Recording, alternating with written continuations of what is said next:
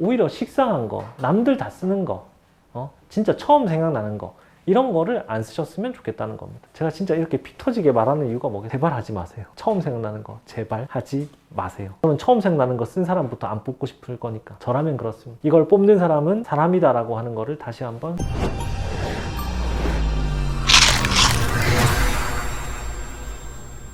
그 3번, 2번, 3번 항목을 한번 볼게요. 2번, 3번 항목 어때요? 보니까 우리은행하고 살짝 결이 비슷하다고 볼 수 있지 않을까요? 관계 형성과 팀워크 향상을 위한 본인만의 노하우와 사례, 그리고 어떻게 적용할 수 있을지. 자, 여기서는 명시적으로 물었어요. 은행에 어떻게 적용할 수 있을지. 근데 실제로 은행에서는 관계하고 팀워크가 굉장히 중요합니다. 3번 같은 경우는 스트레스 받는 일이나 상황 어떻게 해소하는지. 자, 그 다음에 원활한 관계 형성과 팀워크 향상을 위한 본인만의 노하우를 사례를 들어 기술하고 은행 생활에 어떻게 적용할 수 있을지 구체적으로 작성해 달라. 자, 일단 이 문제를 읽어봐야 되는데 원활한 관계 형성과 팀워크 향상을 위한 노하우 1번 부분, 그 다음에 은행 생활에 어떻게 적용할 수 있을지 2번 부분입니다. 자, 문맥상 읽어봤었을 때 1번하고 2번 중에 어떤 게 더 핵심입니까? 1번이에요? 2번이에요? 당연히 2번입니다. 자, 그러면 보세요. 이게 글자 수가 800자니까 가중치가 어떻게 돼야 되겠습니까? 최소한 400, 400, 그 다음에 500, 300 이런 식으로 구성하는 게 맞겠죠? 상식적으로. 물론 그렇게 못 맞출 수도 있습니다. 근데 하지만 그걸 염두에 두고 쓰시라고요. 이거 맨날 200자, 100자 쓰고 마무리하지 마시고 분명히 이거는 아무리 읽어봐도 핵심은 은행 생활에 어떻게 적용할 것인지잖아요. 자, 그 다음에 또 한 가지 포인트는 여기서 사례를 들어 기술하라 이렇게 이야기를 했는데 만약에 여기서 여러분들이 사례를 장황하게 쓰면 어떻게 되겠습니까? 글자 수가 넘칩니다. 여기서 물었던 거는 사례가 궁금한 게 아닙니다. 사례보다 더 궁금한 건 뭐냐면 노하우입니다. 보세요. 이것도 역시 여기에 해당하는데, 그러니까 제가 말한 건 아까 패턴대로 이렇게 사례 한 개만 쓰지 말라는 겁니다. 제가 궁금한 거는 뭐다? 이 사례를 여러 가지를 조합해가지고 노하우를 갖췄냐는 거예요. 어디를 가나 관계를 잘 형성하고 팀워크를 잘 발휘하는 사람은 본인만의 팀워크를 향상시키고 관계를 잘 형성하는 본인만의 노하우가 있지 않을까요? 단 하나만 한 사람보다 여러 개를 한 사람이 노하우가 있을 가능성이 높잖아요. 그러니까 이 사람이 궁금한 거는 저는 팀워크를 향상시킨 단 하나의 경험이 있습니다. 내지는 관계를 잘 형성한 하나의 사례가 있습니다. 이게 아니에요. 여러 개를 합쳐서 노하우를 갖췄냐라는 겁니다. 이게 궁금하다는 거예요. 그러면 사람들이 왜 그러면 사례를 이렇게 쓰느냐? 이 노하우가 없으니까 사례 쓰는 거죠. 답은 뻔해요. 노하우가 없으니까 사례 쓰는 거지. 판을 채워야 되잖아요. 그러니까 사례 먼저 생각하지 마시고 차라리 노하우부터 정하고 사례를 고려해 보든지 그렇게 하시는 걸 저는 추천드립니다. 관계를 잘 형성하고 팀워크를 향상시키기 위한 노하우 뭐 이런 것들이 있습니다. 타인에 대해서 조력을 하면서 본인의 경험을 확장시키는 겁니다. 보통 우리가 누군가를 도와준다라고 하면 고생이고 희생이다 이렇게 생각하는데 그게 아니라는 겁니다. 새로운 재해석을 하는 거예요. 내가 그 사람을 안 도와줬다면 나는 그런 분야에 대한 어떤 경험을 확장하지 못하게 될 수 있다는 겁니다. 그냥 나의 몸뚱아리 아끼지 말고 가서 이제 그걸 돕고 하다 보면 그런 노하우나 이런 것들을 습득하게 된다라는 겁니다. 보세요. 부담스럽지만 않으면 그런 걸 싫어할 사람이 누가 있습니까? 다 좋아하지. 안 그렇습니까? 부담스럽지 않아야 돼요, 단. 근데 그 사람이 뭔가 도와준다고 했는데 막 부담스러우면 어때요? 싫잖아요. 그죠? 자, 그 다음에 동기부여하고 공정한 업무의 배분 이런 것도 필요합니다. 그러니까 이런 것들 통해서 어떤 성장을 할 수 있고 어떤 결과를 이룰 수 있는지 충분히 공유를 하고 업무도 한 사람이 너무 고생하고 있을 수도 있잖아요. 그럼 어떻게 해요? 그런 것들을 좀 나누어 줄 수 있고 내가 처음에 정했지만 변수가 발생했지만 모두를 위해서 지속 가능성을 위해서 내가 충분히 그걸 좀 덜어주겠어. 구도가 형성이 되어야 합니다. 자, 그럼 이걸 가지고 예를 한번 들어볼게요. 은행 생활에 어떻게 적용하냐? 은행 업무는 굉장히 방대하고요. 그리고 은행 업무는 아시다시피 공정하지 않습니다.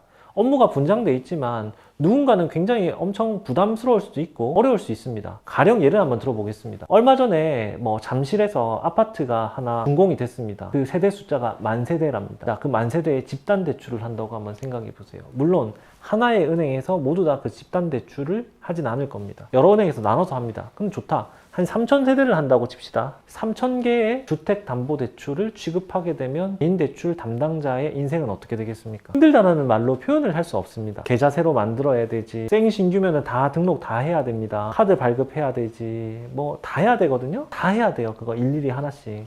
집에 못 갑니다. 집에 못 가는 걸 넘어가지고 진짜 울면서 하거든요. 근데 한번 조직에서 한번 생각해 보세요. 옆에 동료들이 한 10몇 명씩 이렇게 있습니다. 뭐 20명 있을 수도 있고요. 근데 네가 그냥 개인금융 담당자니까 네가 담당이니까 우리는 나 몰라라 한다. 이러면 어떻게 됩니까? 조직이 어떻게 되겠어요? 이렇게 될 겁니다. 집단대출 걸리는 지점에 개인금융 담당자가 되는 순간 몸이 아파가지고 바로 병가 때립니다. 그런 경우 많아요, 실제로. 근데 모두 다 그렇게 하면 어떻게 되겠습니까? 조직이 나만 하겠습니까? 다 하기 싫어하지. 지금 제가 말씀드리는 거는 아주 극히 엄청나게 많은 사례 중에 극히 일부분을 말씀을 드린 겁니다. 그냥 네가 담당이니까 우리는 상황 변화 이런 걸 전혀 고려하지 않고 네가 다 책임져. 네가 담당이잖아. 말은 맞죠. 근데 이렇게 되면 조직 통합이 저해될 수밖에 없습니다. 왜냐?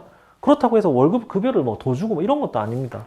그냥 하고 싶겠냐고요. 누군가는 하기 싫은 일 이런 것도 해야 되잖아요. 그러니까 조정이 필요하다는 거죠. 그럼 보세요. 이게 은행 생활에 적용할 수 있어요, 없어요? 이런 거는 그러면 내가 말단이라고 해서 못하는 건가요? 아니요. 조정을 요구하고 합리적인 방법을 찾고 업무를 배분하고 하는 것들은 요청을 하고 할 수 있는 거잖아요. 우리가 일을 안 하겠다는 게 아니지 않습니까? 그런 관점에서 말씀을 드린 겁니다. 이런 식으로 은행 업무에 적용하는 겁니다. 이런 거 한번 봅시다. 은행도 사람이 사는 조직이잖아요. 근데 그러면 예를 들어 은행에서 제일 힘든 사람이 어떤 사람들이, 여러 사람들이 힘들지만 보통 육아를 하는 사람들이 굉장히 어렵습니다. 힘듭니다. 왜냐면 예를 들어 아기가 어리고 그 다음에 새벽에 아프고 그러면 잠을 못 자거든요. 뭐 누군가 사정이 있어가지고 픽업을 가야 되고 이런 상황들이 실제로 발생을 합니다. 근데 예를 들어 주변에 있는 사람들이 그런 걸 다 쌩간다. 그러면 어떻게 될까요? 조직이 미워지지 않을까요? 너무 힘들지 않을까요?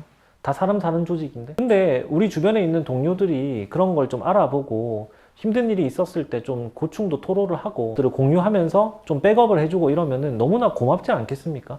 그러면은 반대로 그 상대가 어려움을 겪었었을 때 이 사람들이 먼저 나서가지고 막 도와주려고 하고 그러지 않겠습니까? 네가 아기가 있든 말든 그건 내 알바노 이러면서 난 내 할 일이나 해야지 이렇게 하면 어떻게 되겠습니까? 그냥 정글이 되는 거죠. 그냥 그 인간미나 이런 어떤 인간성은 그냥 상실된 채로 살아가게 되는 겁니다. 그렇게 되면 이 조직에 로열티 생길까요?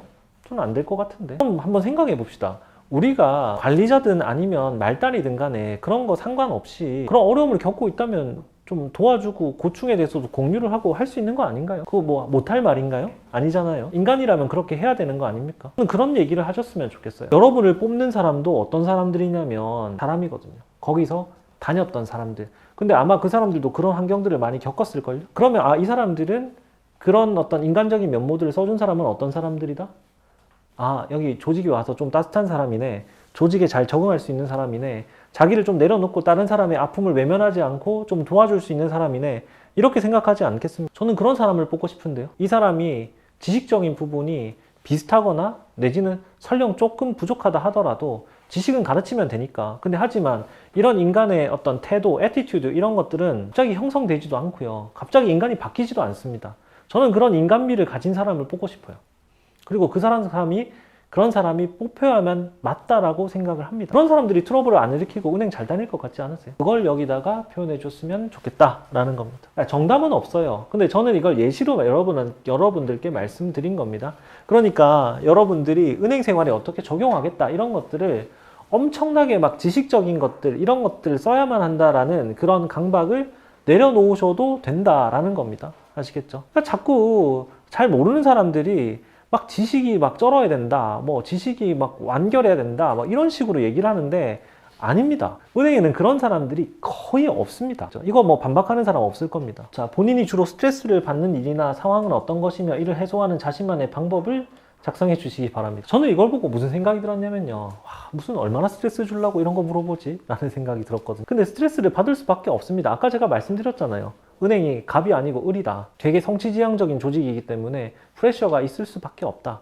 그리고 굉장히 상황도 가파르게 바뀌고 뭐 갑자기 막 러시아 제재한다고 그러고 뭐 트럼프가 뭐 관세 부과한다고 하고 환율 바뀌고 금리 바뀌고 맨날 바뀌는 게 일상이고 고액자산가들 오고 거기다가 뭐 여러 가지 업무를 동시다발적으로 해야 되고 누군가는 휴가 가고 막 이렇게 하면서 힘들고 스트레스 받잖아요. 안 그래요?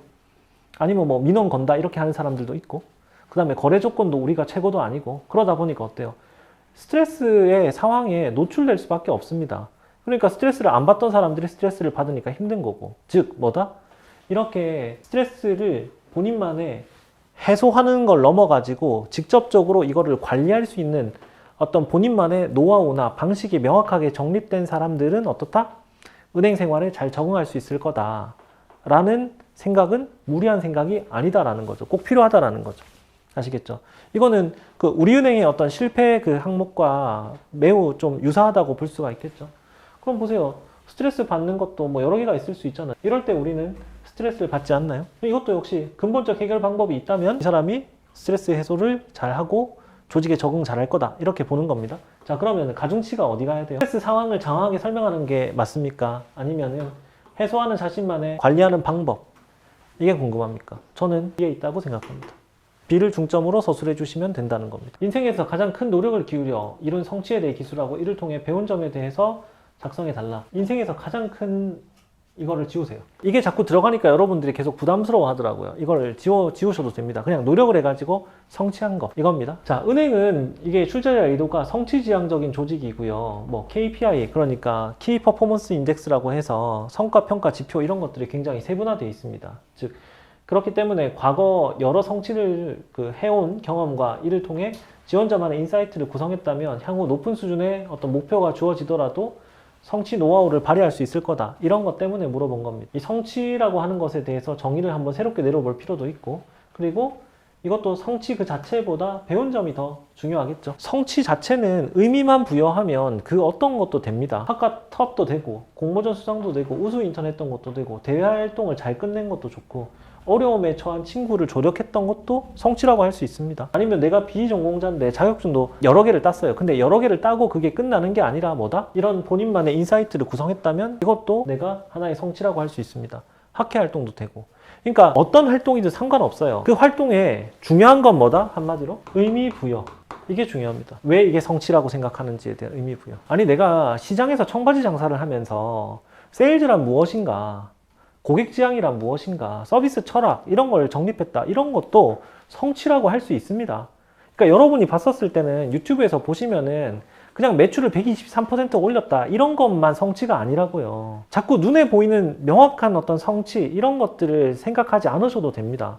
나의 정신적 성취 이것도 괜찮다는 거죠. 아, 그러면 반대로 그러면 눈에 보이는 명확한 성취를 한 사람은 그거 쓰셔도 됩니다. 근데 우리가 사실 대부분의 사람들이 그래 눈에 보이는 아주 명료한 성취 이런 것들을 한 사람들이 많이 없잖아요. 그러면 우리는 어떤 걸 생각해야 되겠습니까? 정신적 성취 이런 것들을 말씀하시는 게 저는 바람직하다고 생각을 합니다. 제가 뭐 편협하게 꼭 이게 이렇다 이렇게 말씀을 드리는 거 아닙니다. 의미 부여만 잘하면 됩니다. 그게 뭐 인턴이 될 수도 있고요.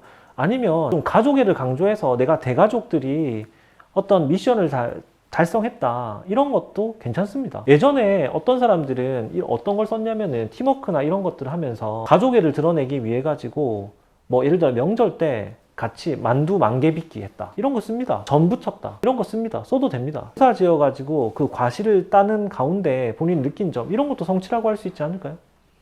아시겠죠? 그러니까 자꾸 성취를 뭘 엄청 대단한 걸 해야 된다 이렇게 자꾸 생각하니까 쓰기도 힘들고 안 나오는 거죠. 솔직히 말씀드릴게요. 은행에 지원하는 사람들은 그런 대단한 성취를 한 적이 없는 사람들입니다. 솔직히 말하면. 그리고 그 대단한 성취를 한 사람은 없거니와 만약에 있다면 은행 가지 마세요. 집에서 개인적으로 옵션 트레이딩을 하시거나 무슨 사업을 하시거나 아니면 굉장히 고가의 물품을 판매하거나 중개하거나 그렇게 해가지고 돈 많이 버시기 바랍니다. 그런 거 할 수 있다면. 근데 제가 봤을 때는 그런 걸 할 수 없는 사람들이, 그 정도의 성취가 없는 사람들이 은행을 지원합니다. 제가 이거 폄하하려고 하는 게 아니라 사실이 그렇다는 겁니다. 오히려 식상한 거, 남들 다 쓰는 거, 진짜 처음 생각나는 거 이런 거를 안 쓰셨으면 좋겠다는 겁니다. 진짜 이렇게 피 터지게 말하는 이유가 뭐겠어요? 제발 하지 마세요. 제발 처음 생각나는 거 제발 하지 마세요. 아시겠죠? 저는 처음 생각나는 거 쓴 사람부터 안 뽑고 싶을 거니까. 저라면 그렇습니다. 아시겠죠? 이걸 뽑는 사람은 사람이다라고 하는 거를 다시 한번 생각해 보셨으면 좋겠습니다. 아시겠죠?